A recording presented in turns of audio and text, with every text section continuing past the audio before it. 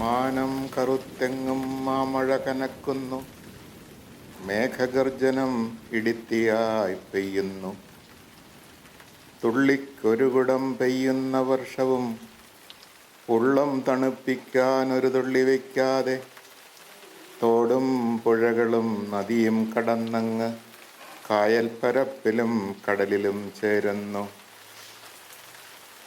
അമ്മതൻ നെഞ്ചിലെ പാൽക്കുടം ചോരുമാറുള്ളോരരുവികൾ, ചാലുകൾ, ഓലികൾ, പിഞ്ചോമനകളിൽ ഉത്സാഹമേറ്റുന്ന തോടുകൾ, മീനുകൾ, എല്ലാം ഇന്നോർമ്മകൾ. പോയ കാലത്തിൻ്റെ ഓർമ്മകൾ എന്നെ ഊയലിലേറ്റി കൊതിപ്പിച്ചതൊന്നുമേ കൊച്ചുമക്കൾക്കായി വയ്ക്കാതെ പോയതിൻ ശിക്ഷയാമോ ഈ പ്രകൃതി ദുരന്തങ്ങൾ? നോഹതൻ കാലത്തെ പ്രളയത്തിനപ്പുറം സ്നേഹത്തിൻ സംസ്കാരമുണ്ടായതോർക്ക നാം. നോഹതൻ കാലത്തെ പ്രളയത്തിനപ്പുറം സ്നേഹത്തിൻ സംസ്കാരമുണ്ടായ ഓർക്ക നാം. ഇന്ന് മഴ പെയ്യുന്നെങ്കിലും ഭൂമിയിലേക്ക് വെള്ളം താഴുന്നില്ല. കാരണം പ്രകൃതി അത്രമാത്രം പ്ലാസ്റ്റിക് കൊണ്ടും മറ്റു രീതിയിലെല്ലാം ദുരുപയോഗിക്കപ്പെട്ടു പോയി. അതുകൊണ്ട് വെള്ളം പെട്ടെന്നിങ്ങനെ കടലിലെത്തുകയാണ്. പ്രകൃതി ദുരന്തങ്ങൾ കൂടിക്കൊണ്ടിരിക്കുകയാണ്. അതെല്ലാം മനുഷ്യൻ പ്രകൃതിയോട് ചെയ്യുന്ന ക്രൂരതയ്ക്ക് ഒരു തിരിച്ചടി എന്ന പോലെ സംഭവിക്കുന്നതാണോ എന്ന് ചിന്തിക്കണം. എന്നാലും ഒരാശ്വാസം, നോഹയുടെ കാലത്തെ പ്രളയം കഴിഞ്ഞപ്പോൾ പുതിയൊരു സംസ്കാരം ആരംഭിച്ചതുപോലെ ഈ പ്രളയ ദുരന്തങ്ങൾക്കൊക്കെ അപ്പുറം ഒരു ശരിയായ ഒരു സ്നേഹത്തിലൂന്നിയ ഒരു സംസ്കാരം ഉടലെടുക്കുമെന്ന പ്രത്യാശ നമുക്ക് വെച്ച് പുലർത്താം. എൻ്റെ വീട്ടിലെ ചാച്ചനും അമ്മച്ചിക്കും 10 മക്കളാണ് ഞങ്ങൾ. 3 ആൺകുട്ടികളും 7 പെൺകുട്ടികളും. അതിൽ 4-മത്തെ ആളാണ് ഞാൻ. എൻ്റെ മൂത്ത 2 ചേച്ചിമാരും ഒരു ചേട്ടനും. എൻ്റെ മൂത്ത ചേച്ചിക്ക് 78 വയസ്സ് പ്രായമുണ്ട്. ചേട്ടൻ നിത്യസമ്മാനത്തിന് വിളിക്കപ്പെട്ടു. ഞങ്ങൾ ഈ 10 മക്കളിൽ ചേട്ടൻ മാത്രമാണ് ഇപ്പോൾ ജീവിച്ചിരിപ്പില്ലാത്തത്.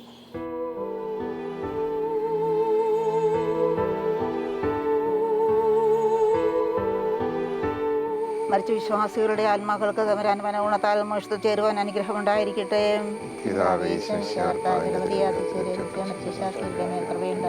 സ്വർഗസ്ഥനായ ഞങ്ങളുടെ പിതാവേ, അങ്ങയുടെ നാമം പൂജിതമാകണമേ. അങ്ങയുടെ രാജ്യം വരണമേ. അങ്ങയുടെ തിരുമനസ്സ് സ്വർഗത്തിലെ പോലെ ഭൂമിയിലുമാകണമേ. ഞങ്ങൾക്ക് തരണമേ. ഞങ്ങളോട് തെറ്റിയുന്നവരോട് ഞങ്ങൾ ക്ഷമിക്കുന്നത് പോലെ ഞങ്ങളുടെ തെറ്റുകൾ ഞങ്ങളോട് ക്ഷമിക്കണമേ. ഞങ്ങളെ പ്രലോഭനത്തിൽ പെടുത്തരുതേ, തിന്മയിൽ ഞങ്ങളെ രക്ഷിക്കണമേ. നന്മ നിറഞ്ഞ മറിയമേ, സ്വസ്തി, കർത്താവ് അങ്ങയോട് കൂടെ സ്ത്രീകളിൽ അങ്ങ് അനുഗ്രഹിക്കപ്പെട്ടവളാകുന്നു. അങ്ങയുടെ ഉദരത്തിൻ ഫലമായി ഈശോ അനുഗ്രഹിക്കപ്പെട്ടവനാകുന്നു. ഞങ്ങൾക്ക് വേണ്ടി എപ്പോഴും ഞങ്ങളുടെ മരണസമയത്തും തമ്പുരാനോട് അപേക്ഷിക്കണമേ. പിതാവിനും പുത്രനും പരിശുദ്ധാത്മാവിനും സ്തുതിയും അതിലെ പോലെ ഇപ്പോഴും എപ്പോഴും നയിക്കുവാമേ.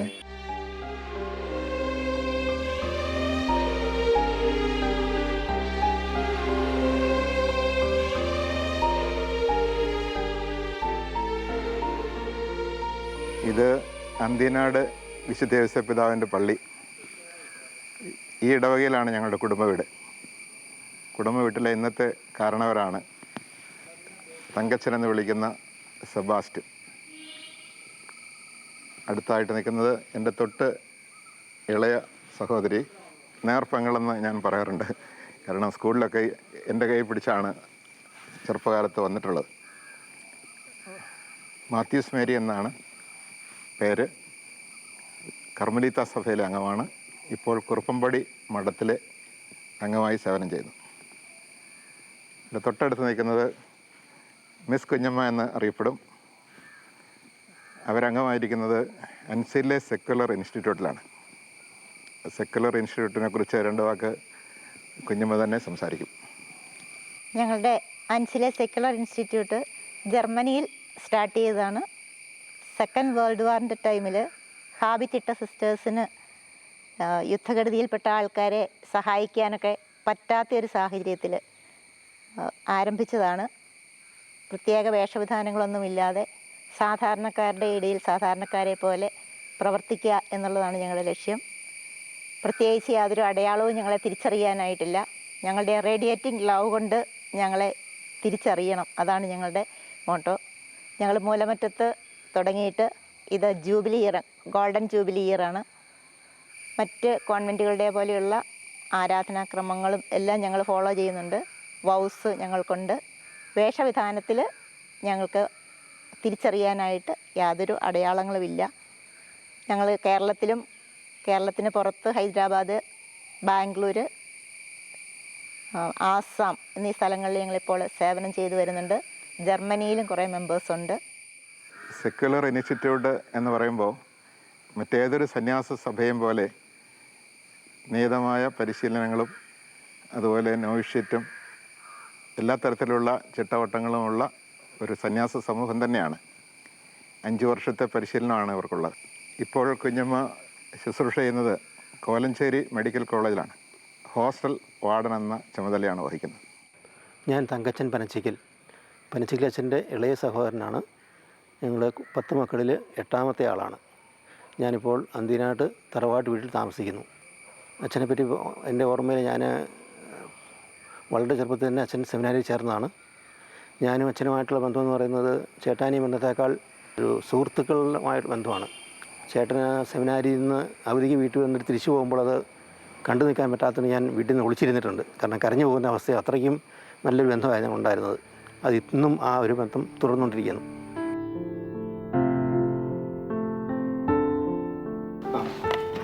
ഇതെങ്ങനെയുണ്ടെന്ന് നോക്കി.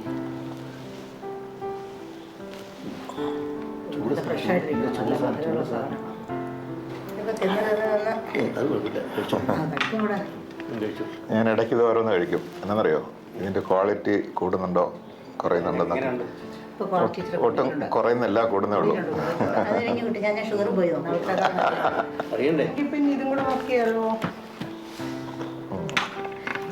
അത് ഗംഭീരമായ തറവാട്ട് വലാറാണ്. ആദ്യം അവിടെ കൊടുക്കുക. ഞാനിതൊന്ന് തീർക്കട്ടെ. ഇത് മറിയാമ്മച്ചേട്ടത്തിൻ്റെ ചുരുട്ടല്ലേ? ഇത് മറിയാമ്മച്ചേട്ടത്തിൻ്റെ ചുരുട്ടൊന്നുമല്ല, ഇത് മരിയൻ ഫുഡ്സിൻ്റെ ചുരുട്ടാണ്. ഞാൻ സ്വന്തമായിട്ട് കണ്ടുപിടിച്ചുണ്ടാക്കിയെടുത്ത ചുരുട്ടാണ്. ഇത് എൻ്റെ സ്വന്തം റെസിപ്പിയാണ്. ശരി, അത്രയും കഷ്ടപ്പെട്ട് മാമിടി ചുരുട്ടാന്ന്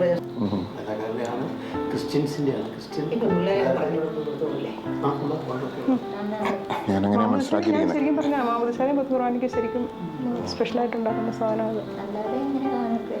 അപ്പം ഞങ്ങൾ പറഞ്ഞാൽ അത് റെഡി ടു ഈറ്റ് ആണ്, അതിലൊന്നും ചെയ്യേണ്ട, കഴിച്ചാൽ മതി എന്ന് പറഞ്ഞു. ദൈവവിളിയുമായിട്ട് ബന്ധപ്പെട്ട എൻ്റെ മൂത്ത ചേച്ചിയെ ഞാൻ പരാമർശിക്കാതെ പോകാൻ പാടില്ല. കാരണം അത്രമാത്രം സ്വാധീനം അവർക്ക് എന്നിലുണ്ടായിട്ടുണ്ട്. കാരണം ഈ 10 മക്കളിൽ മൂത്തയാൾ വിവാഹപ്രായമാകുമ്പോൾ ഒരിക്കൽ വീട്ടിൽ വല്യമ്മ വന്ന് ഞാൻ ഓർക്കുന്നു. ഇടയ്ക്കിടയ്ക്ക് വല്യമ്മ വരും ഭരണങ്ങാനത്തുനിന്ന്. വല്യമ്മ വന്ന് ചാച്ചനുമായിട്ട് ഇങ്ങനെ സംസാരിച്ച വിഷയം എന്നെ വല്ലാതെ ആകർഷിച്ചു. കാരണം വീട്ടിലൊരു കല്യാണം ഉണ്ടാകാൻ പോകുന്നു. എൻ്റെ മൂത്ത ചേച്ചിയുടെ കല്യാണത്തെക്കുറിച്ചാണ് അവർ സംസാരിച്ചത്. അപ്പം വല്യമ്മ കരുതി വെച്ചിരുന്ന സ്വർണ്ണ പണ്ടങ്ങളെക്കുറിച്ചൊക്കെ പറയുകയൊക്കെ ചെയ്യുന്നത് കേട്ടപ്പോൾ, എൻ്റെ മൂത്ത ചേച്ചിക്ക് കല്യാണം വരാൻ പോവാണ്, അപ്പോൾ ആ കല്യാണാഘോഷത്തിൽ കൂടാമല്ലോ എന്നുള്ള ഒരു സന്തോഷത്തോടു കൂടി ഞാൻ ഒളിഞ്ഞു നിന്ന് ഈ സംഭാഷണമെല്ലാം കേട്ടു. പക്ഷെ എൻ്റെ ചേച്ചി ഈ കല്യാണ വാർത്ത അറിഞ്ഞപ്പോൾ പൊട്ടിക്കരഞ്ഞുകൊണ്ട് നിലവിളിക്കുന്നതും അതിനെ എതിർക്കുന്നതും ഒരു തരത്തിലും അതിനോട് സഹകരിക്കാതെ വല്ലാതെ അതിനെ നിരസിക്കുന്നതൊക്കെ എനിക്ക് കാണാനിടയായി. അപ്പോൾ ഇടയ്ക്ക് ചേച്ചി പറഞ്ഞു, ഞാൻ ഒരാളെ കണ്ടുവച്ചിട്ടുണ്ടെന്ന് പറഞ്ഞു. അപ്പോൾ എല്ലാവർക്കും അതിശയമായി. ആ കാലത്തൊന്നും അങ്ങനെ ആരെയും കണ്ടുവെക്കുന്ന പതിവൊന്നും ഇല്ല. ചേച്ചി ഉദ്ദേശിച്ചത് ഈശോയെ കണ്ടുവച്ചിട്ടുണ്ട് എന്നുള്ളതാണ്. പക്ഷെ ചേച്ചി വാശി പിടിച്ചു.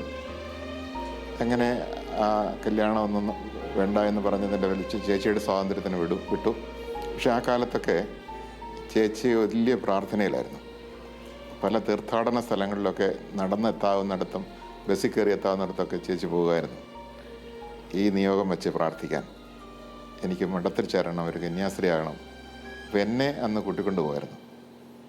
എനിക്ക് ചേച്ചിയുടെ കൂടെ പോകാനായിട്ട് ഒരു ആൺകുട്ടി എന്ന രീതിയിൽ ഞാൻ കൂടെ ഉണ്ടെങ്കിൽ ചാച്ചൻ എവിടെയും വിടും. അതുകൊണ്ട് എന്നെ കൂട്ടി പോകുമായിരുന്നു. ഞാൻ ഓർക്കുന്നുണ്ട്, കൊച്ചുവെളുപ്പാൻ കാലത്ത് നിത്യസഹമാതാവിൻ്റെ നൊവേനയുള്ള ഒരു പള്ളിയിൽ പതിവായിട്ട് ചേച്ചി എന്നെ കൊണ്ട് പോകുന്നതും നൊവേനയിൽ പങ്കെടുക്കുന്നതൊക്കെ. എന്നോടും പറയുമായിരുന്നു എനിക്ക് മഠത്തിൽ ചേരാൻ മോൻ പ്രാർത്ഥിക്കണം. അപ്പം അങ്ങനെ അമ്മയുടെ പല കാര്യങ്ങളും, അമ്മയുടെ ഉത്തരവാദിത്തത്തിൽ പലതും ചേച്ചിയാണെന്ന് നിർവഹിക്കുന്നത്. അന്നൊക്കെ അങ്ങനെയാണ്. മൂത്ത സഹോദരിമാർ അമ്മയുടെ സ്ഥാനത്ത് നിന്നുകൊണ്ട് ഇളയ മക്കളെ പരിശീലിപ്പിക്കുകയും അവരെ പരിചരിക്കുകയൊക്കെ ചെയ്യുമല്ലോ. അപ്പം അങ്ങനെ ചേച്ചിയുമായിട്ട് നല്ല ആഴമായൊരു സ്നേഹബന്ധം ഉണ്ടായിരുന്നു. ചേച്ചി ഇങ്ങനെ കടുംപിടുത്തം പിടിക്കുകയും കരയും നിലവിളിക്കുകയും ഇങ്ങനെ ശങ്കുരുകി പ്രാർത്ഥിക്കുകയും ചെയ്ത് കാണുമ്പോൾ ഇതൊരു വലിയ കാര്യമാണെന്ന് ഉള്ളൊരു തോന്നൽ, വിവാഹത്തെക്കാളൊക്കെ വലിയൊരു കാര്യമാണെന്നുള്ള തോന്നൽ അന്ന് എനിക്കുണ്ടായിട്ടുണ്ട്.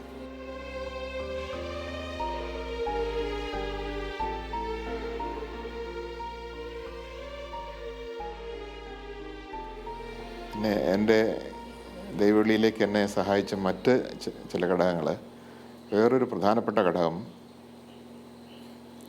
ചാച്ചന് അച്ഛന്മാരോട് വളരെ ആദരവായിരുന്നു.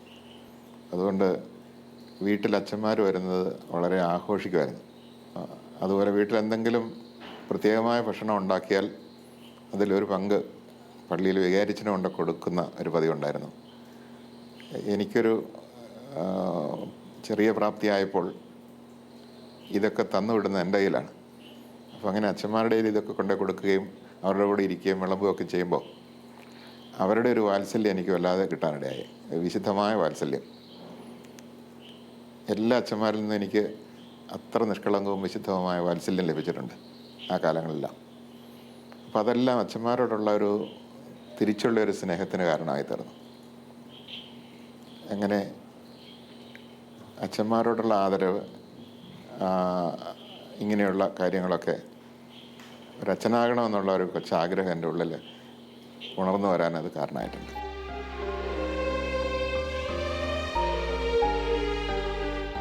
പിന്നീട് ഞാൻ പഠിച്ച് 10ാം ക്ലാസ് പാസ്സാകുന്ന സമയത്ത് എനിക്ക് എടുത്തു പറയേണ്ട ഒരു സംഭവം, ഞാൻ ഇന്നും ഒരാശ്ചര്യമായി കാണുന്നത്, 10ാം ക്ലാസ് പാസ്സായാൽ മാത്രമേ സെമിനാരിൽ പോകാൻ പറ്റുള്ളൂ. പക്ഷെ കണക്കിന് ഞാൻ വളരെ പിന്നോട്ടാണ്. അതുകൊണ്ട് കണക്കിന് എപ്പോഴും 10ൽ താഴെ മാർക്കേ കിട്ടാറുള്ളൂ. മിനിമം 35 കിട്ടിയാലേ എനിക്ക് SSLC പാസ്സാകാൻ പറ്റുള്ളൂ. സാധാരണ ചെയ്യുന്നതിലൊക്കെ കൂടി നന്നായി, സാധാരണയേക്കാൾ കൂടുതൽ മെച്ചപ്പെട്ട ഒരു രീതിയിൽ മാത്സ് എഴുതി. പക്ഷേ 35 മാർക്ക് കിട്ടുമെന്നൊന്നും എനിക്ക് കണക്കൂട്ടാൻ കഴിഞ്ഞില്ല. ഞാനുള്ളൊരു പ്രാർത്ഥിച്ചു, ഈശോ ഞാൻ നിൻ്റെ കൂടെ വരാനുള്ളവനല്ലേ, അതുകൊണ്ട് കണക്കിന് എങ്ങനെയെങ്കിലും ഒരു 35 മാർക്കൊക്കെ ഇട്ട് തരണമോ. നിഷ്കളങ്കമായിട്ട് ആ കാലത്ത് അങ്ങനെ പ്രാർത്ഥിക്കുമായിരുന്നു. അത്ഭുതം എന്ന് പറയട്ടെ, കൃത്യം 35 മാർക്ക്. ആ 35 മാർക്ക് ഇല്ലായിരുന്നെങ്കിൽ മറ്റ് ചില വിഷയങ്ങൾക്കൊക്കെ മെച്ചമായ നല്ല മാർക്ക് കിട്ടിയതുകൊണ്ട് ആ കാലത്ത് കാര്യമില്ല. അങ്ങനെ 35 മാർക്ക് കഷ്ടിച്ച് അങ്ങനെ കിട്ടിയത് കൊണ്ട് എനിക്ക് SSLC പാസ്സാകാൻ പറ്റി. SSLC പാസ്സായി കഴിഞ്ഞാൽ പിന്നെ സെമിനാരിൽ എടുക്കണം. അങ്ങനെ സെമിനാറിൽ എടുക്കുന്നതിനെക്കുറിച്ച് പിന്നീട് ആലോചനയായി. അതിനിടയിൽ തന്നെ ഞാൻ വിൻസെൻ്റ് സഭയായിട്ട് പരിചയപ്പെടാൻ കാരണമായി. അതിനൊരു കാരണം, തൊടുപുഴയുള്ള വിൻസെൻഷൻ ആശ്രമത്തിലെ അച്ഛന്മാർ അന്നത്തെ എൻ്റെ ഇടവകയായ നെടിയശാലപ്പള്ളിയിൽ ഇടയ്ക്ക് കുർബാനയെല്ലാം വരുമായിരുന്നു. അങ്ങനെ ഞാനന്ന് അൾത്താഴ സംഘത്തിലെ അംഗമായിരുന്നു, കുർബാനയ്ക്ക് കൂടുമായിരുന്നു. അങ്ങനെ വന്നുകൊണ്ടിരുന്ന അച്ഛന്മാരുമായിട്ട് ബന്ധമായി. അതിലൊരച്ഛൻ മോട്ടോ ഗുസി എന്ന് പറയുന്ന ഒരു ഇറ്റാലിയൻ മോട്ടോർ സൈക്കിൾ ഉപയോഗിക്കുന്ന ആളായിരുന്നു. അപ്പം അദ്ദേഹമായിട്ട് ഒരു സൗഹൃദമായി. അദ്ദേഹം എന്നെ മോട്ടോർ സൈക്കിളൊക്കെ കയറ്റി ആശ്രമത്തിലൊക്കെ കൊണ്ടുപോകും. അങ്ങനെ വിൻസെൻഷൻ സഭയിൽ ഞാൻ സവിശേഷമായ ചിലത് കണ്ടു. എൻ്റെ ഒരു ആഗ്രഹമായിരുന്നു സമൂഹ ജീവിതത്തിൽ അങ്ങനെയുള്ള അച്ഛന്മാരുടെ കൂടെ പോകണം, ഒറ്റയ്ക്ക് താമസിക്കുന്ന ഒരച്ഛനാകണ്ട. പിന്നെ എൻ്റെ ആഗ്രഹം, എന്നാൽ ഈ സമൂഹ ജീവിതത്തിലെ അച്ഛന്മാർക്ക് യാതൊരു പ്രത്യേകത ഉണ്ടാകരുത്, ഇടവക അച്ഛന്മാരുടെ അതേ വേഷവിധാനങ്ങളായിരിക്കണം. ഞാൻ നോക്കിയപ്പോൾ വിൻസെൻഷൻ സഭ അല്ലാതെ മറ്റൊരു സഭയും ആ കാറ്റഗറിയിൽ ഞാൻ കണ്ടില്ല. ബാക്കി എല്ലാവർക്കും എന്തെങ്കിലും അരക്കെട്ട്, കഴുത്തേൽ ചരടും കുരിശും, അല്ലെങ്കിൽ കാവ്യ വസ്ത്രം, അല്ലെങ്കിൽ കറുത്ത വസ്ത്രം, ഇങ്ങനെയൊക്കെയുള്ള പ്രത്യേകതകളാണ്. വിൻസെൻഷൻ സഭയ്ക്ക് മാത്രം അങ്ങനെ ഒരു പ്രത്യേകതയില്ല. ഇടവക വികാരിമാരുടെ, ഇടവക അച്ഛന്മാരുടെ അതേ വേഷമാണ് വിൻസെൻ്റ് സഭ. അത് വിൻസെൻ്റ് പോളിൻ്റെ കാലത്ത് തന്നെ ഉള്ളായിരുന്നു. ഇടവക വികാരിമാരോട് ചേർന്ന് നിന്ന് പ്രവർത്തിക്കാൻ വേണ്ടിയായിരുന്നു. അപ്പം അങ്ങനെ വിൻസെൻ്റ് സഭയെ ഇഷ്ടപ്പെടാൻ 2 കാരണങ്ങളാണ്. ഒന്ന്, വിൻസെൻഷൻ അച്ഛന്മാരോടുള്ള താല്പര്യം. പിന്നെ അതിൻ്റെ ഒപ്പം തന്നെ എൻ്റെ ഗ്രാൻഡ് മദർ എപ്പോഴും ഞാനൊരു വൈദികനാകുമെന്ന രീതിയിലാണ് എന്നെ വളർത്തിക്കൊണ്ട് വന്നത്. അതുകൊണ്ട് എന്നോട് പറയുമായിരുന്നു, അന്നത്തെ അറിയപ്പെടുന്ന പ്രഗത്ഭനായ ഒരു അച്ഛനാണ് പിന്നീട് മെത്രാനായി തീർന്ന AD മറ്റം പിതാവ്. അന്ന് ഡോക്ടർ AD മറ്റം എന്നാണ് അദ്ദേഹം അറിയപ്പെട്ടിരുന്നത്. അപ്പം എന്നോട് വല്യമ്മച്ചി പറയായിരുന്നു, AD മറ്റം അച്ഛൻ്റെ സഭയിൽ ചേർന്നാൽ മതി. കാരണം അമ്മയ്ക്ക് ഒത്തിരി താല്പര്യമുള്ള ഒരു അച്ഛനായിരുന്നു AD മറ്റം അച്ഛൻ. പിന്നീട് ഞാൻ AD മറ്റം അച്ഛൻ്റെ സഭയിൽ ചേരാൻ ആ അച്ഛൻ ഏത് സഭയിലാണെന്ന് അറിഞ്ഞപ്പോഴാണ് വിൻസെൻ്റ് സഭയിലാണെന്ന് മനസ്സിലായത്. പിന്നെ എൻ്റെ തറവാട്ടിനടുത്തുള്ള ഒരു ചെമ്മാശൻ, വീട്ടിലെപ്പോഴും വന്നു പോകുന്ന ഒരു ചെമ്മാശൻ, ആ ചെമ്മാശനും ഇന്ന് അദ്ദേഹം വാർദ്ധക്യത്തിലെത്തിയ ഒരു അച്ഛനാണ്.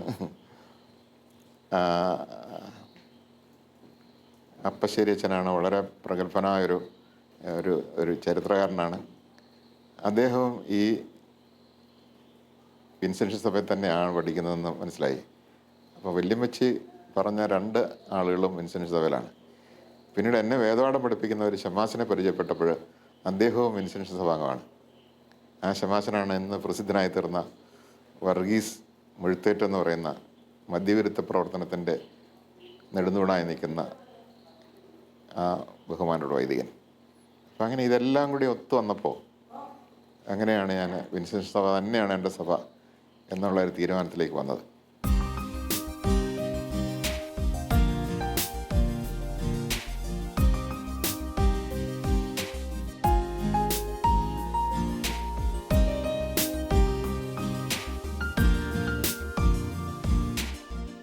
ഡിയർ ബ്രദേഴ്സ്, ഒക്കേഷനെ കുറിച്ചുള്ളൊരു പരിപാടിയിലാണ് നമ്മൾ പങ്കെടുത്തുകൊണ്ടിരിക്കുന്നത്. ഈ പരിപാടിയിലേക്ക് നമ്മുടെ പ്രിയപ്പെട്ട പ്രൊവിൻഷ്യൽ അച്ഛൻ മാത്യു കക്കാട്ടുപള്ളി അച്ഛൻ വരികയാണ്. അച്ഛനെ ഹൃദയപൂർവ്വം ഞാൻ സ്വാഗതം ചെയ്യുന്നു.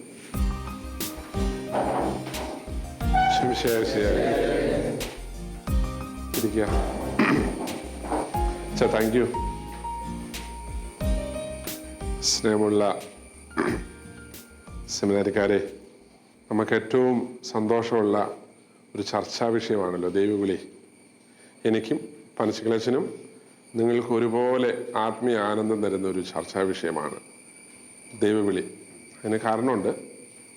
വർഷങ്ങൾക്ക് മുൻപ് നിങ്ങളിരിക്കുന്ന ഇതേ കസേരയിൽ, ഈ ബെഞ്ചിൽ, ഈ മേശപ്പുറത്ത് കൈവച്ച് ഞങ്ങളും ഇവിടെ ഇരുന്ന് പഠിച്ചവരാണ്.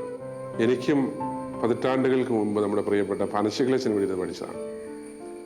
ഞാൻ അച്ഛൻ ക്ലാസ് റൂമിൽ നിങ്ങളോട് സംസാരിച്ചുകൊണ്ടിരിക്കുന്നത് പുറത്തുനിന്ന് കണ്ടപ്പോൾ എൻ്റെ മനസ്സിലോർത്തു, അച്ഛൻ്റെ സുന്ദരമായ ഗാനങ്ങളും അതിമനോഹരമായ ധ്യാനചിന്തകളും ഒക്കെ ഒരുപക്ഷെ ദൈവം നിക്ഷേപിച്ച് തുടങ്ങിയത് ഇവിടെ വെച്ചായിരിക്കും.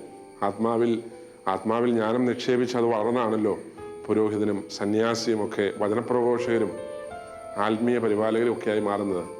അപ്പോൾ എനിക്കറിഞ്ഞുകൂടാ, അച്ഛനിങ്ങനെ സെമിനാരിയിലായിരുന്ന സമയത്ത് തന്നെ വലിയ ആത്മീയചിന്തകളൊക്കെ കർത്താവ് നിക്ഷേപിച്ചിട്ടുണ്ടാവില്ലേ? തീർച്ചയായിട്ടും ഉണ്ട്.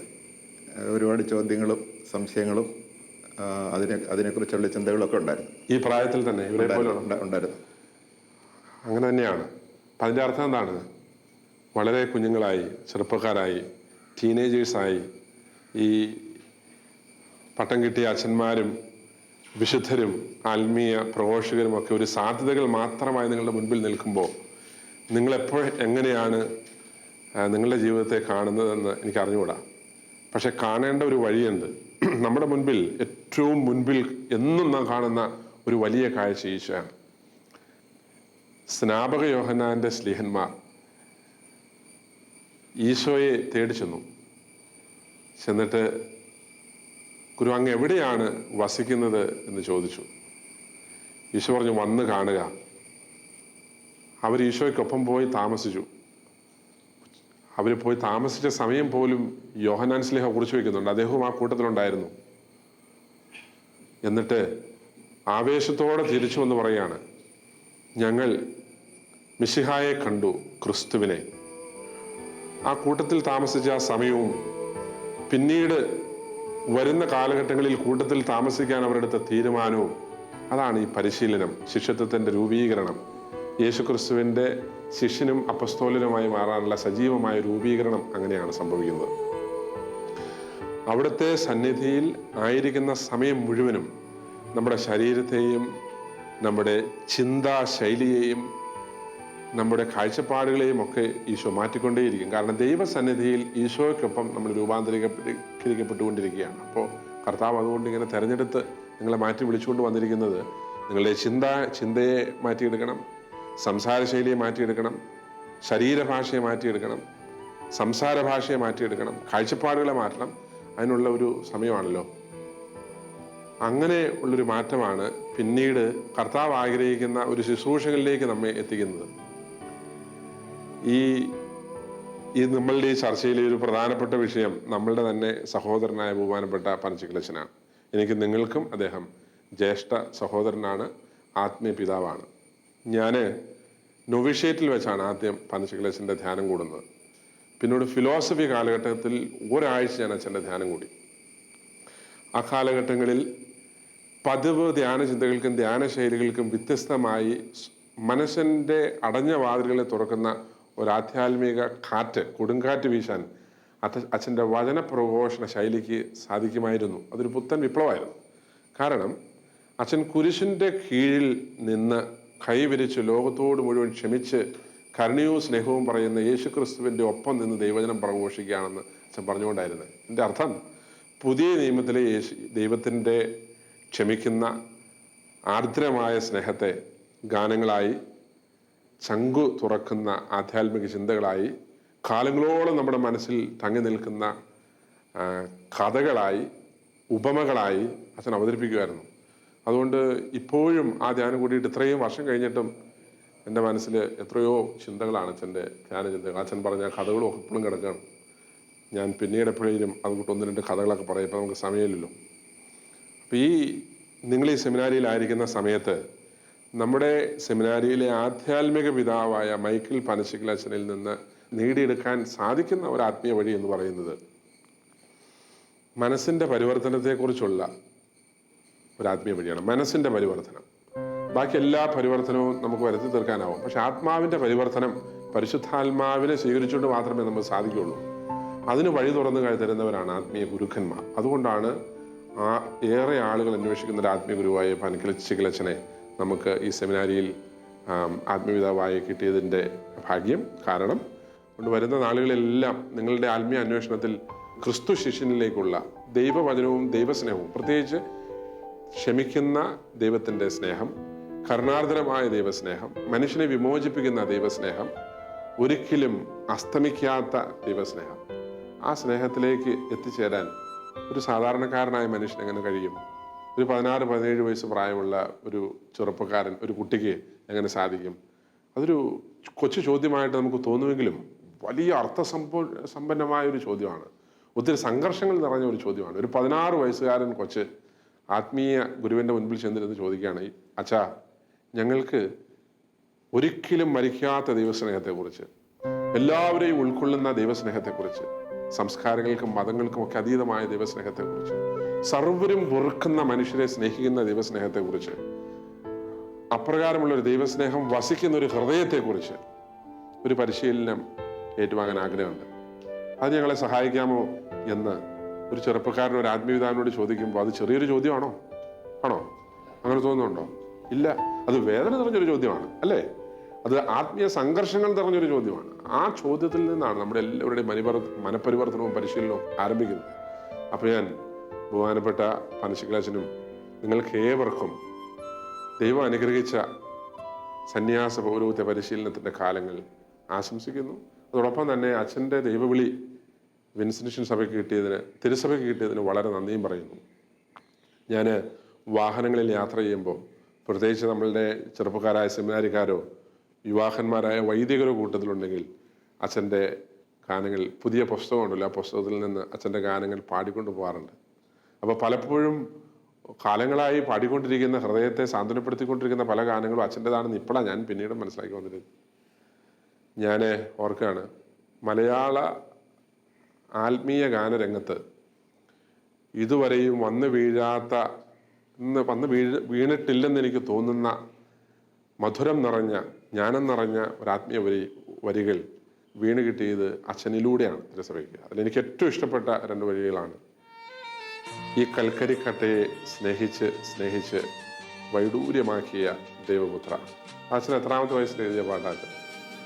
ഇന്ന് ഓർഡിനേഷൻ കഴിഞ്ഞ് 1 വർഷം കഴിഞ്ഞു. ആ സമയത്ത് 27 വയസ്സ്. എവിടെ വെച്ചാണ് അച്ഛൻ അത് ഞാൻ എഴുതുന്നത് തോട്ടകമാശ്രമത്തിൽ. ഒരു പ്രാർത്ഥനയുടെ സമയത്ത് വല്ലതും അച്ഛന് കിട്ടിയാണോ? അതെയോ ഒരു ഓർഡിനേഷൻ എന്ന മഹാദാനത്തെക്കുറിച്ച് ധ്യാനിച്ചുകൊണ്ടിരുന്നപ്പം എൻ്റെ ഈ പരിശീലന കാലം എന്നെ രൂപാന്തരപ്പെടുത്തി വൈദിക അവസ്ഥയിലേക്ക് എന്നെ ഉയർത്തിയപ്പം ഉണ്ടായ ഒരു ചിന്തയാണ്. ഞാനിവിടെ വന്നപ്പോൾ ഞാനൊരു കൽക്കരിക്കട്ടയായിരുന്നു. പക്ഷേ രൂപാന്തരപ്പെട്ട് പരിശീലനത്തിലൂടെയും കർത്താവിൻ്റെ ഇടപെടലിലൂടെയും ഗുരുക്കന്മാരിലൂടെയും ഡോക്ടർമാരിലൂടെയൊക്കെ അങ്ങനെ രൂപാന്തരപ്പെട്ട് വന്നപ്പോൾ ഉണ്ടായ ഒരു മാറ്റമാണ് ഞാൻ അന്ന് എൻ്റെ മനസ്സിലൂടെ പോയത്. ഇവരെത്ര ഭാഗ്യവാന്മാരാണ്.